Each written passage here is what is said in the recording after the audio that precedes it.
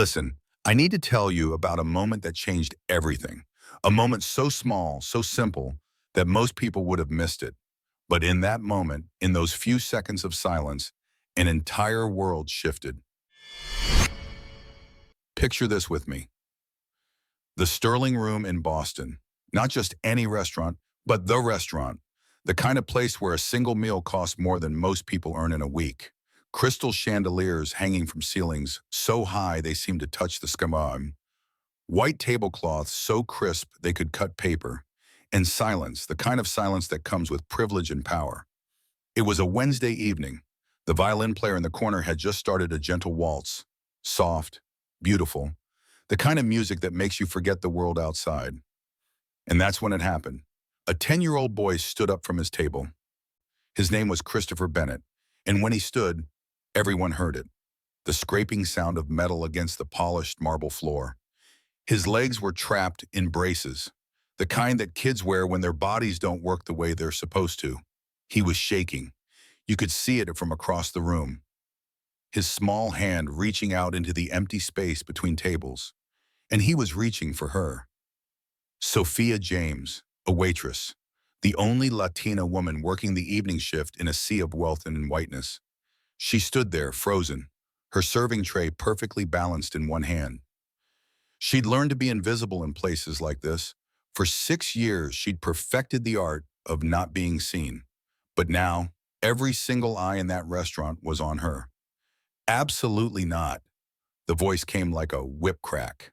Manager Harrison, a thin man with cold eyes and a colder heart. Sir, please control your child. This is inappropriate. Our establishment is not a dance hall, and our staff are not here to entertain children. Can you imagine a child asking someone to dance and being told he's inappropriate? At the table, Christopher's father stood up, James Bennett. If you know Boston, you know that name. Bennett Capital Management. Billions of dollars. Buildings with his name on them. The kind of man who's used to people saying yes before he even asks the question. Christopher, sit down. Now. His voice was low, controlled, commanding. The voice of a man who expects to be obeyed. And here's what you need to understand.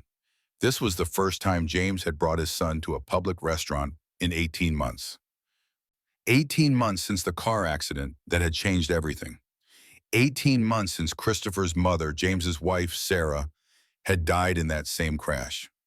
18 months of specialists and surgeries and silence in a house that used to be filled with laughter. This dinner was supposed to be a step forward. Instead, it felt like a disaster. Sofia stood there, the boy's hands still reaching, the manager glaring, the father commanding, and dozens of wealthy diners watching like this was entertainment with their expensive meals. She had a choice. She could apologize, bow her head, fade back into invisibility. That's what everyone expected. That's what the script called for. But Sofia James had never been good at following scripts written by other people. Mr. Harrison, she said, her voice calm and clear, my shift ended 3 minutes ago. And slowly, deliberately, she untied her apron, folded it, placed it on her tray. Then she turned to Christopher's and smiled, a real smile, the kind that reaches your eyes. I can't dance while wearing my apron, can I? The restaurant held its breath. James Bennett's voice cut through the silence. What exactly do you think you're doing? Sofia looked at him, really looked at him. Not with fear, not with deference, just looked. I'm accepting an invitation, sir. It would be rude to refuse. And before anyone could stop her, before anyone could intervene, she took Christopher's hand. The boy took his first step. You have to understand, walking wasn't easy for Christopher anymore. Every step was a negotiation between his brain and his legs that didn't quite speak the same language. His foot dragged across the floor. The metal of his braces made this awful scraping sound that echoed through the silent restaurant like a scream. But Sofia, she didn't try to guide him, didn't try to hurry him along, didn't try to make his steps look prettier or easier or more acceptable. She just matched him, step for painful step. If he went slow, she went slow. If he hesitated, she waited. She wasn't leading. she was following. "She'll be fired by morning," a woman at the next table whispered to her companion, loud enough for everyone to hear. That was the point. James stood frozen by his table, and suddenly, without warning, a memory hit him. Sarah, his beautiful Sarah, dancing with Christopher in their living room. Christopher must have been 5 years old, jumping around with that wild energy little kids have. And Sarah had laughed and said, "It's never about perfection, darling. It's always about connection." He'd forgotten that, forgotten so many things in the fog of grief and guilt that had swallowed him whole.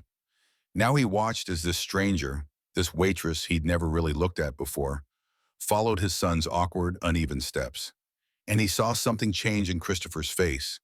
The fear that had lived in his eyes since the accident, that constant, terrible fear, it started to fade. His shoulders straightened just a little, his jaw set with concentration. For the first time in 18 months, Christopher wasn't being helped. He wasn't being guided or corrected or pitied or fixed. He was leading. 3 steps. That's all it was. 3 small, imperfect, beautiful steps across a restaurant floor. When it was over, Sofia guided Christopher back to his table. She looked at him the way you'd look at any gentleman after a dance, with respect, with dignity. "Thank you for inviting me," she said, formal and proper. "It was truly an honor." She turned to leave. "Wait," James's voice, but different somehow, softer, almost uncertain. Sofia turned back. "What's your full name?" "Sofia James, sir." James nodded slowly. Then he reached into his jacket and pulled out a business card. His hands were steady, but something in his eyes wasn't. "My office, tomorrow morning, 10 o'clock sharp." He held out the card. The entire restaurant was watching. The manager, the other diners, the staff who'd frozen in place, everyone waiting to see what would happen next. Sofia took the card. Her hand trembled just slightly as her fingers closed around it. "Dad," Christopher's voice, small and confused, "what did you just do?" It was a question, but it sounded like an accusation. James looked at his son, really looked at him. And for just a moment, he saw not the broken child he'd been trying to fix, but a complete human being, a person with wants and needs and desires that James had been ignoring because he was too scared, too lost, too buried in his own pain to see them. "I don't know," James wanted to say, but he didn't. He just stood there as Sofia walked away, her head high, her dignity intact. The next morning, Sofia stood in the lobby of Bennett Tower, glass and granite everywhere, sunlight pouring through windows that stretched from floor to ceiling, people in suits that cost more than her car, walking past her like she was invisible. She wore her best outfit, a navy blue dress she'd bought on sale 2 years ago, a jacket that was nice but not expensive, shoes that were comfortable because she couldn't afford to buy shoes that were both comfortable and beautiful. She felt out of place. That was the point of buildings like this, to make some people feel powerful and other people feel small. But Sofia James had felt out of place her entire life. She'd gotten good at it. "Sofia James to see Mr. Bennett," she told the receptionist. A young woman with perfect makeup and a smile that didn't reach her eyes. The receptionist looked her up and down, making assessments, making judgments. Then she picked up the phone. "22nd floor. Ms. Parker will meet you." In the elevator, Sofia took a deep breath, her worn purse pressed against her chest. She wasn't scared. Not exactly. Fear was something else. This was determination, the kind that comes from having survived worse than a billionaire's judgment. Ms. Parker was waiting on the 22nd floor, mid-40s, sharp eyes behind designer glasses, perfect posture, perfect suit, perfect everything. "Mr. Bennett is finishing a conference call. Follow me." They walked through corridors lined with mirrors and abstract art that probably cost more than a house. Sofia felt the eyes on her. Employees stopping their work to watch, a Latina woman being escorted through the executive offices. That didn't happen often. It was worth staring at. "He had you fired, didn't he?" Miss Parker asked suddenly.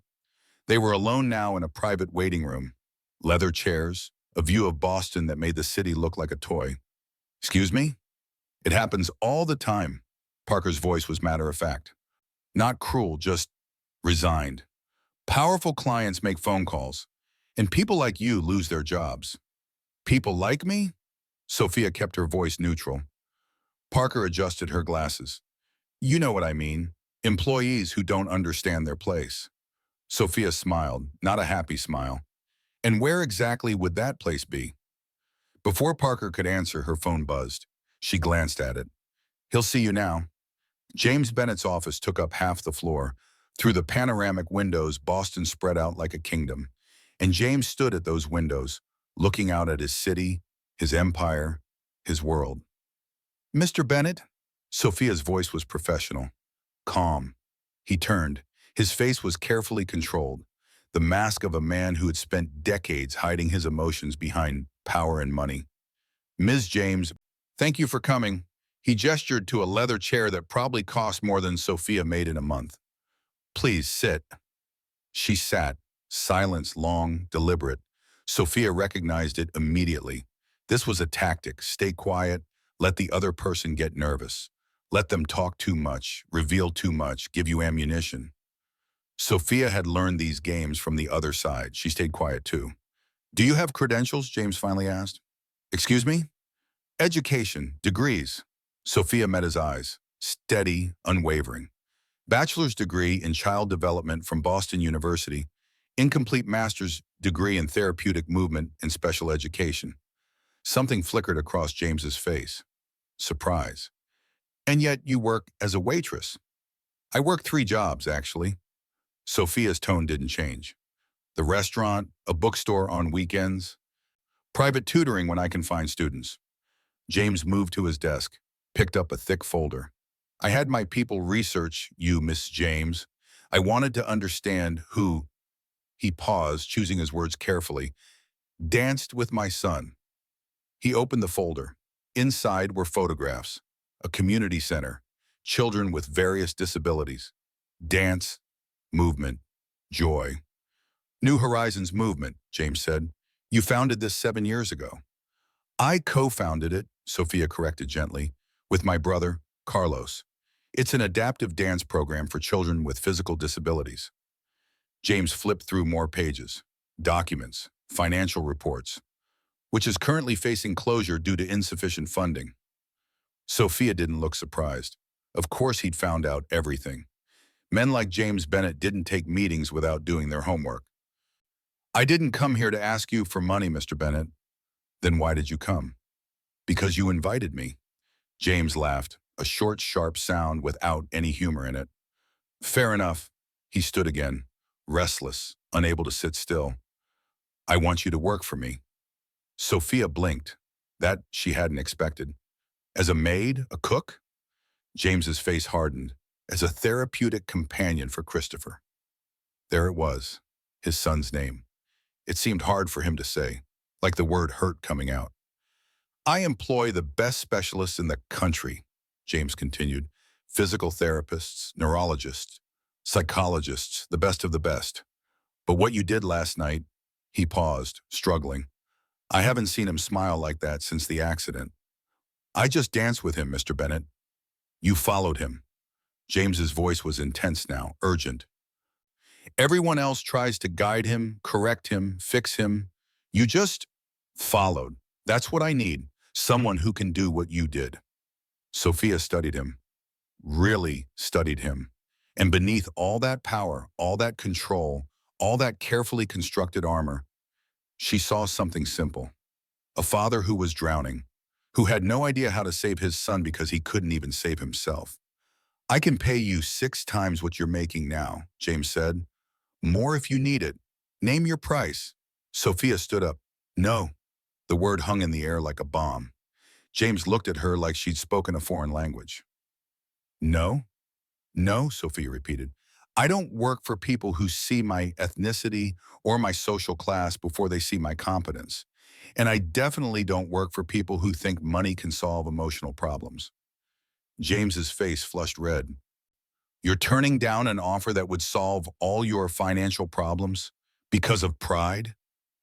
Because of dignity, Sophia corrected. Her voice was calm, patient, like she was explaining something to a child. And because your son deserves better than someone who's being paid to pretend to care about him. She walked toward the door, every step deliberate. Then she paused, turned back.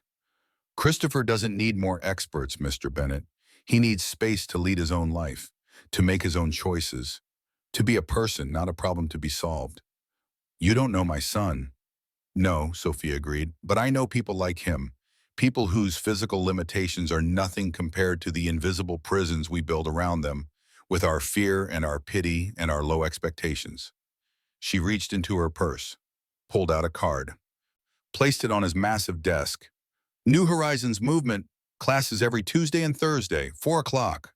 If you'd like to bring Christopher, the first session is free. She walked to the door. You're making a mistake, James called after her. Sophia looked back one more time. Maybe, but I'd rather make mistakes on my own terms than succeed on someone else's. As she left, she passed Miss Parker in the hallway. Parker had obviously been listening. You just turned down an offer from James Bennett, Parker whispered, her voice full of disbelief. Are you insane? Sophia smiled, a real smile this time. Maybe, but I'd rather be crazy than be somebody's property. That next Wednesday, Sophia was at the front desk of New Horizons Movement when Carlos came running. There's a Mercedes parked outside, her brother whispered, his eyes wide. And you are not going to believe who's in it. Sophia looked out the window. The black Mercedes gleamed in the afternoon sun. In the back seat, she could see Christopher, his face pressed against the window, looking at the community center with wide eyes. And in the driver's seat, hands gripping the steering wheel like he was holding on for dear life, sat James Bennett. He won't come in, Carlos predicted. Men like him don't come to places like this. Sophia smiled, a small, knowing smile.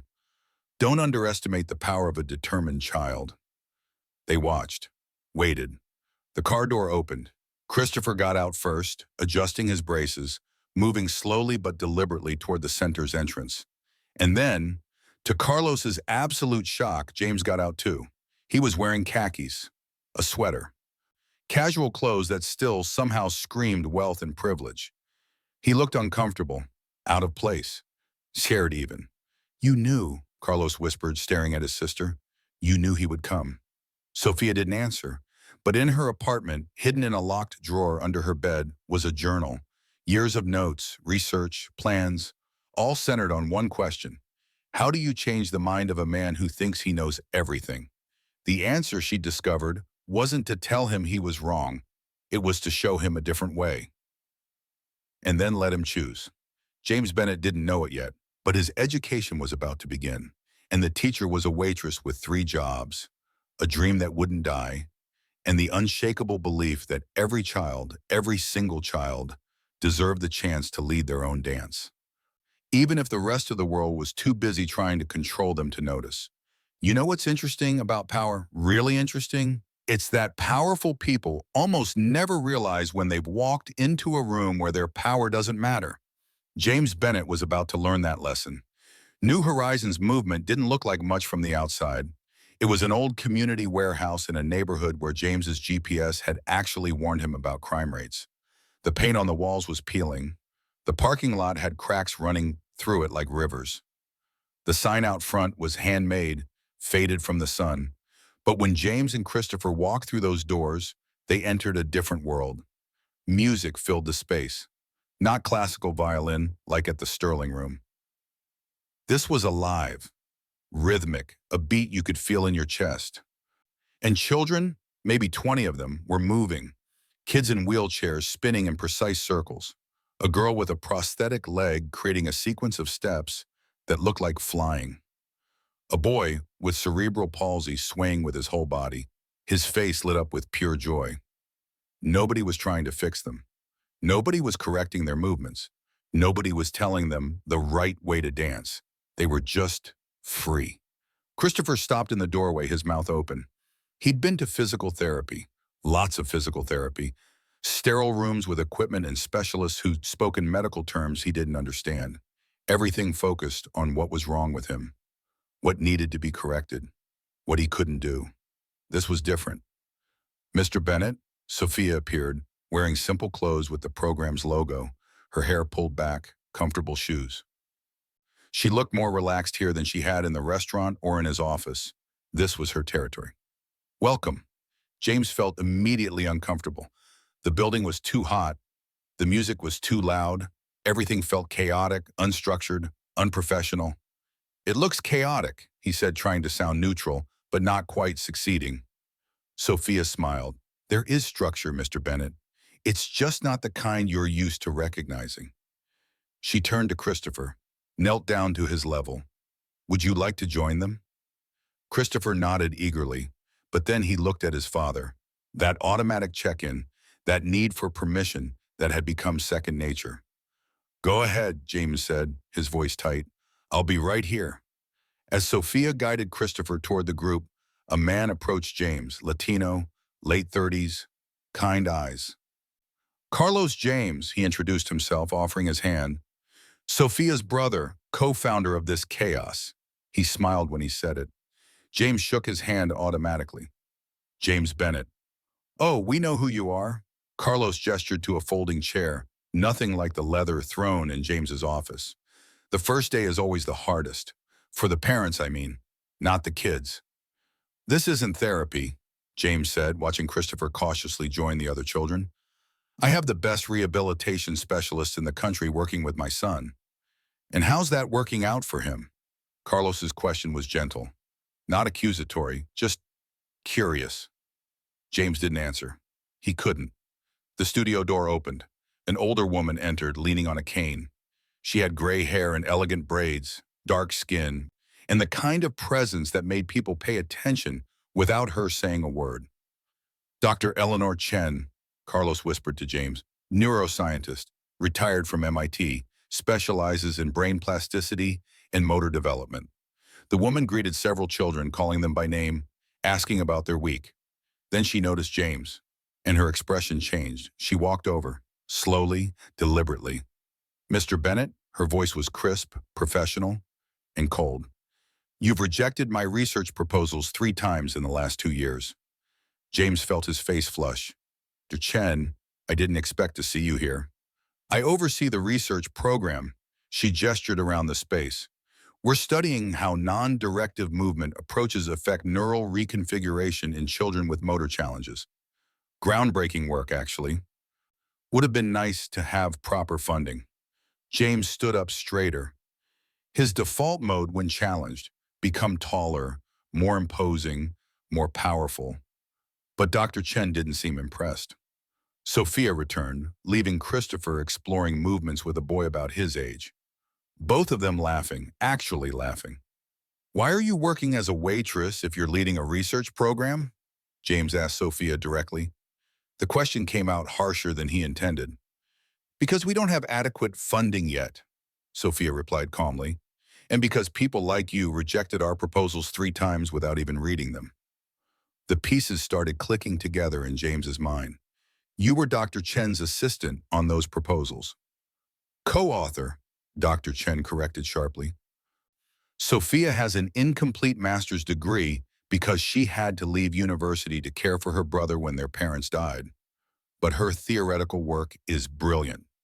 Revolutionary, actually. James looked at Sofia, really looked at her. You knew who I was at the restaurant from the moment I walked in. Yes, Sofia admitted, no apology in her voice. And when Christopher asked you to dance, I recognized an opportunity. Sofia's gaze was steady. To show you something you wouldn't listen to in a board meeting or a research proposal. To show you, not tell you. Was it staged? James's voice was hard now, angry. The dance? Did you manipulate my son? Absolutely not. Sofia's voice rose for the first time. Christopher chose to stand up. That was all him. All I did was choose to follow instead of turning him away like your manager wanted me to do. But you knew I'd call you. I hoped you would. James felt something twist in his chest. Anger, embarrassment, and something else. Something that felt almost like respect. Mr. Bennett, Carlos interrupted gently. The press is here. What? James spun around. The studio door opened again. A group of people with cameras and recording equipment. Journalists, 5 of them. James immediately tensed. This was his nightmare, public exposure. His son in front of cameras, The vulnerability, the judgment, the part two of the plan, Sophia said quietly. She held up her phone, showing him a news article published that morning. Revolutionary motor rehabilitation methodology shows promising results in preliminary study. Dr. Chen stepped forward. We published our first peer-reviewed results today, and we invited journalists to see the program in action. James's voice was pure ice. You used my son for a publicity stunt. No, Sophia stepped directly in front of him. We used your presence for visibility. There's a difference. She led him to a side wall covered in photographs. Dozens of children. Each photo had handwritten notes beneath it. Progress markers, small victories. Lives changed. At the end of the wall was an empty frame. Large. Waiting. What's that? James asked, his anger still simmering. Our future, Sophia said softly. The full rehabilitation center we could build if we had resources. 500 children a year instead of 50. Proper equipment, trained staff. A permanent home instead of a warehouse we might lose next month when the lease runs out. You orchestrated all of this. James's voice was quiet now, shocked. The dance, the meeting in my office, bringing me here on the day the press arrived. I saw an opportunity 4 months ago, Sophia said, when you canceled our third meeting without even reading our proposal. I promised myself I would find a way to make you see what we're doing here, to make you understand. By manipulating me, by showing you the truth. Sophia's eyes were fierce now. You have the power to change hundreds of lives, Mr. Bennett, but you were too busy, too isolated in your tower, too convinced that the only valid approaches were the expensive, traditional ones. Someone needed to get your attention. James opened his mouth to respond, to argue, to defend himself. And that's when they heard it. Silence. The music had stopped. The children had all stopped moving. Everyone was looking at the center of the room, at Christopher. James pushed past Sophia and Carlos and Dr. Chen, moved toward his son, his heart pounding. Christopher stood in the middle of the space. He had removed one of his leg braces. It lay on the floor beside him, and he was balancing, actually balancing, on just one brace in his own strength. Christopher, James started forward. Sophia caught his arm, held him back. Wait, she whispered. Just watch. Christopher's face was a mask of concentration. His whole body trembled with effort. The other children around him were silent, holding their breath.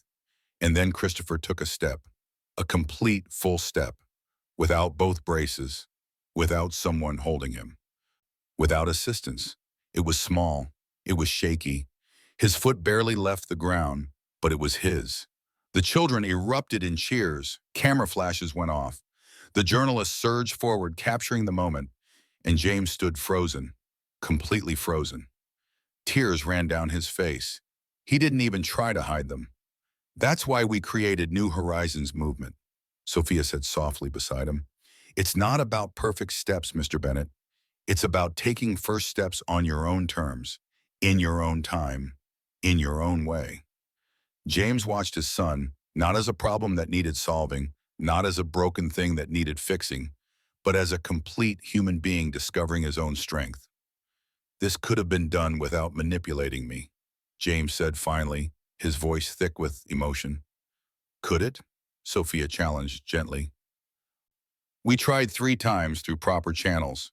You wouldn't meet with us, wouldn't read our work, wouldn't give us 5 minutes of your time. The journalist noticed James. The whispering started. Cameras turned toward him, and James Bennett found himself in an impossible position. He could walk out, leave in anger, protect his pride and his reputation, prove that nobody manipulates James Bennett. Or he could stay, embrace what his son had just achieved, admit he was wrong. Before money and power and control stood a choice that all his wealth couldn't buy. A choice between who he'd always been and who his son needed him to become. The reporters waited. The children waited. Sophia waited. Christopher looked at his father, his face glowing with achievement and hope in a silent question. Are you proud of me, Dad? James took a deep breath. And then he smiled, a real smile, the first genuine smile in 18 months. He walked toward the reporters. Mr. Bennett, a journalist called out, could you comment on your presence here today? Is it true that the Montgomery Foundation rejected funding for this program 3 times? The room held its breath. James looked at Christopher, then at Sophia, then at the cameras. You know what's hardest for someone in my position? He said, his voice carrying across the suddenly quiet room. Admitting when we're wrong. Stunned silence. The Bennett Foundation. He paused, correcting himself. I personally rejected funding for New Horizons movement 3 times. I didn't read the proposals carefully. I didn't investigate the methodology. I assumed that traditional approaches were the only valid approaches. Camera flashes exploded. I was wrong.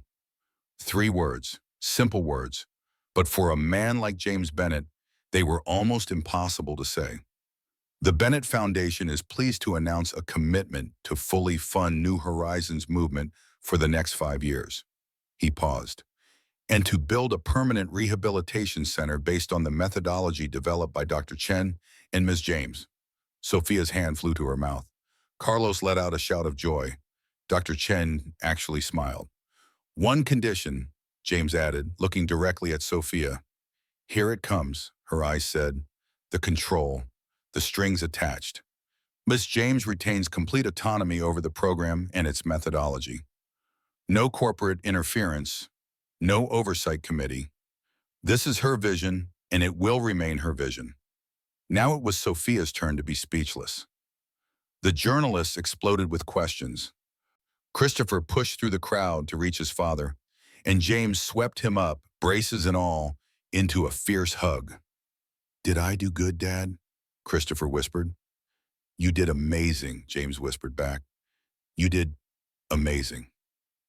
3 months later, construction equipment filled what used to be an empty lot in downtown Boston, the future home of the New Horizons Center.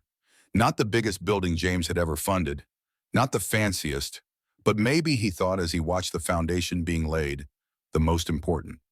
Sophia was there almost every day, hard hat on, reviewing plans with architects and contractors, making sure every space was designed with input from the children and families who would use it. And James showed up too, more than anyone expected, including himself. One afternoon, Sophia found him sitting in the construction trailer, surrounded by research papers, his reading glasses sliding down his nose. I never thought you'd actually show up to board meetings, she commented, pouring herself coffee from the ancient machine in the corner. James rubbed his tired eyes. I never thought I'd be studying neuroplasticity at 52 years old. But here we are. In front of him was a scientific journal article, covered in yellow sticky notes with his handwritten questions. Is this part of your public penance? Sophia asked. Or do you really care? James was quiet for a moment. Christopher asked to have his second brace removed last week. I know, he told me. His previous physical therapist said that would be impossible for at least 2 more years, maybe never. Sophia smiled. But you fired her, remember? Because you told me she was wrong. James looked up. And you were right. He's progressing faster than any medical prediction. The traditional predictions, anyway. He stood, walking to the window that overlooked the construction site. Why did you never accept my apology? Sophia set down her coffee cup. Because you never actually apologized. I funded your program, changed our foundation's entire approach to rehabilitation research, built you a center. That's not an apology, Mr. Bennett. That's compensation. There's a difference. James nodded slowly, turned to face her. You're right, again. He took a breath, like he was preparing to say something difficult. I'm sorry, Sophia, for not listening, for being so arrogant that I thought my money and my experts knew better than people who'd actually lived this experience, for making you and Dr. Chen fight so hard just to be heard. He paused, for almost missing the chance to really see my son. Sophia smiled, a real smile. Apology accepted. 6 months later, the New Horizons Center officially opened. The building was beautiful, not in the cold, expensive way of James's office tower, beautiful in a warm, welcoming way, full of light and color and space designed for movement and possibility. The main hall was filled with children, kids with wheelchairs and prosthetics and braces and cerebral palsy and every kind of physical challenge you could imagine. All of them moving, dancing, being free. In the center of the room, Christopher led a small, choreographed routine with three other children. He wore only a lightweight brace on his left leg now, just one. His movements were still limited, still different from other kids his age. But they flowed with a confidence that no doctor had predicted was possible. James watched from the side, not hovering, not intervening, just present. "He doesn't need you to hold him anymore," Sofia said, appearing beside him. "No," James agreed, "but he still needs me to be around. That's the crucial difference." "You learned something," Sofia observed. "I learned everything." A reporter approached, one of many covering the opening. "Mr. Bennett, how does it feel to see your son's progress?" James looked at Christopher, who was now helping a younger girl find her balance, passing on what he'd learned, leading by following. "Proud," James said simply, "not of what he's overcome, though that's remarkable, but proud of what he's creating for others. He's learned that his limitations don't limit his ability to help people." "And what's been your biggest lesson on this journey?" James Bennett, the man who had built an empire on being right, who had commanded rooms full of powerful people, who had never apologized for anything in his business life, looked directly into the camera. "That true leadership isn't about guiding people down the path you think is right," he said quietly. "True leadership is having the courage to follow when someone shows you a better way. Even if that someone is a waitress you almost didn't see. Even if that someone is your own son." The reporter smiled. "That's quite an admission. It's quite a lesson." 1 year after that night in the Sterling Room, New Horizons movement had expanded to 3 new cities. Sofia received the National Pediatric Rehabilitation Innovation Award. Her methodology was being implemented in hospitals across the country. Research papers were being published. Lives were being changed. Christopher enrolled in regular school. He used only a light cane on difficult days. Most days, he didn't need it at all. He became a youth spokesperson for the program, giving talks to other kids and their families, telling them his story, giving them hope. And James learned the hardest, most valuable lesson of his life, that true power doesn't lie in controlling every move, but in knowing when it's time to step back and let others lead the way. He still ran his investment firm, still made billions of dollars, still had his name on buildings. But now in his office, next to the photo of Sarah and baby Christopher, was a new picture. A photograph of his son, balancing on one leg, arms outstretched, face filled with concentration and joy. And beneath it, in Sofia's handwriting, a quote: "Some steps are small, but no step is insignificant." Listen, I need you to understand something important. This isn't just a story about a rich man and a waitress. It's not just about a disability, learning to walk differently. It's not even just about a community program getting funding. This is a story about the invisible walls we build between people. Walls made of money, walls made of prejudice, walls made of assumptions about who matters and who doesn't, who gets to lead and who has to follow, who deserves to be heard and who should stay silent. And this is a story about what happens when someone has the courage to break through those walls. Sofia could have stayed invisible, could have kept her head down, stayed in her lane, accepted that people like James Bennett would never listen to people like her. But she didn't. She saw an opportunity in a small boy's invitation to dance, and she took it, not for herself, for all the children who needed someone to fight for them, for all the families who needed hope, for all the people whose voices get drowned out by power and privilege and the assumption that money knows best. James could have stayed in his tower, could have kept his grief locked tight, his control absolute, his worldview unchanged. But he didn't. He followed his son through a door into a warehouse that didn't look like much. And he learned that sometimes the most important lessons come from the people you almost didn't see. The people serving your dinner, the people cleaning your office, the people you walk past every day without really looking at. Because here's the truth.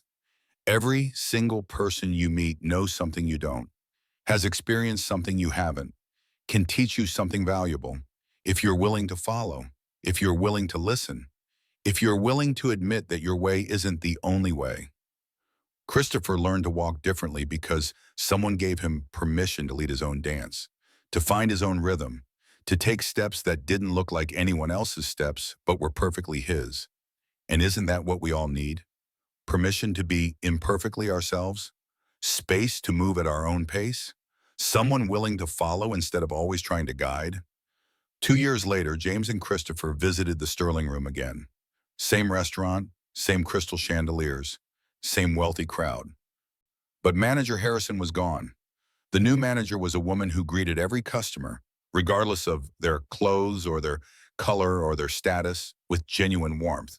And when Christopher asked a server if he'd like to step outside during his break to see Christopher's new dance move, a spin he'd just learned, the server smiled and said, "I'd be honored."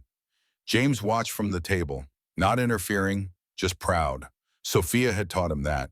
How to watch without controlling, how to support without smothering, how to love without limiting. She still ran New Horizons movement, still worked too many hours, still fought for funding and recognition and resources, but now she had help, a team, a permanent center, and the satisfaction of knowing that hundreds of children were finding their own rhythm, taking their own steps, leading their own dances. Because one waitress refused to stay invisible, because one boy had the courage to ask, because one father learned to follow. So here's what I want you to remember from this story. The next time you see someone serving your food or cleaning your office or doing work that society tells you is less important, really look at them, see them. Consider that they might know something you need to learn. The next time you feel powerless because you don't have money or status or influence, remember Sofia. Remember that sometimes the most powerful thing you can do is refuse to be invisible. Take up space. Follow your conviction. The next time you're tempted to control someone you love because you're scared for them, remember James. Remember that the people we love need space to lead their own lives, even when it terrifies us. And the next time you feel broken or limited or less than because your body or your mind or your life doesn't work the way society says it should, remember Christopher. Remember that your limitations don't limit your worth. Your different path is still a valid path. Your rhythm is still a beautiful rhythm. True transformation doesn't start with billion-dollar donations or grand gestures or perfect moments. It starts with small steps, imperfect steps, brave steps. It starts when someone extends their hand and someone else has the courage to take it.